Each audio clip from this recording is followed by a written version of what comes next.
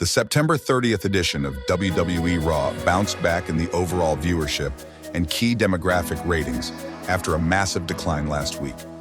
The final Raw of September saw overall viewership rise by 13% from 1,339,000 last week to 1,516,000 this week, as per WrestleNomics. The number also represents a 2% rise compared to the trailing 4-week average, while the rise also resulted in the Red brand faring better this September compared to the same period last year.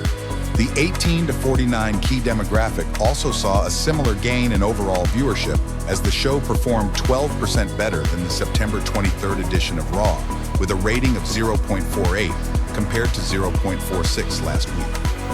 Both the trailing 4-week average and the month's performance, compared to September 2023, saw a 4% gain. Last week's Raw had one of the lowest numbers in the show's history, slumping in overall viewership and key demographic ratings.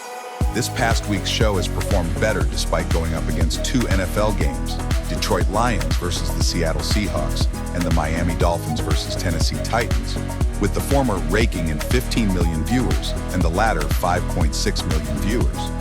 The show ranked in the top 10 primetime telecasts for adults in the 18 to 49 demographic on Monday night, with the first hour registering a 0.50 rating, while the second and third hours had ratings of 0.49 and 0.45, respectively, as per Programming Insider. Monday night's Raw, which emanated from the Ford Center in Evansville, Indiana, was the show's final stop before this weekend's Bad Blood Premium Live event.